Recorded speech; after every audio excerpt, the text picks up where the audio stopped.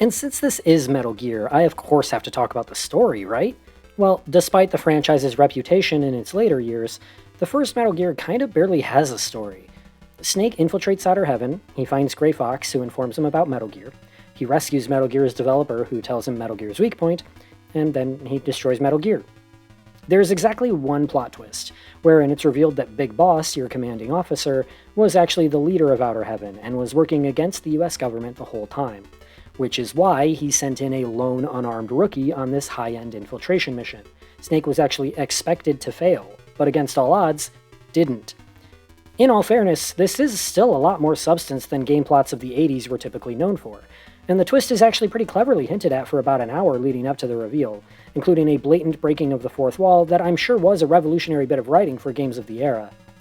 Big Boss directly ordering the player to turn off their console as a last-ditch effort for Snake to fail his mission is equal parts creepy and hilarious, not to mention some pretty avant-garde metatextual storytelling.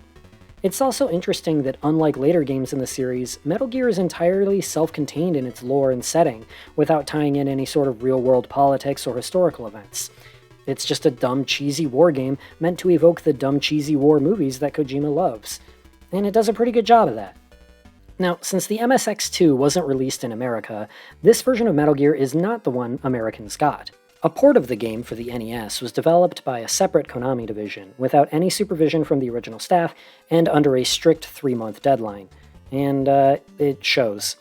The NES game is a pretty shoddy adaptation, with new areas that aren't designed nearly as elegantly, and the layout of the game is rearranged without much thought, resulting in a few instances where the player sees story scenes out of order. You never even fight Metal Gear in this version. Kojima's MSX version is considered the true version of the game, and that's not just the fanboys whining about things. The NES version is kind of a broken game by comparison, and Kojima himself has renounced it as being far below his standards. That being said, I was still pleasantly surprised to see that this version of the game will be included in the upcoming Master Collection, simply because the NES version hasn't been ported in about 20 years, not since the Japanese release of Twin Snakes in 2003, and much longer than that everywhere else. Europe did see a shoddily translated release of the MSX version of Metal Gear, but American players wouldn't be able to play it at all until 2005, when it was included along with its sequel in Metal Gear Solid 3 Subsistence, which is the version you've been seeing in this video.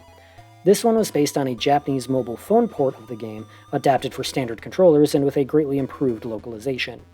Most MGS3 re-releases kept this inclusion, meaning the MSX version has actually been the much more readily available of the two for quite some time.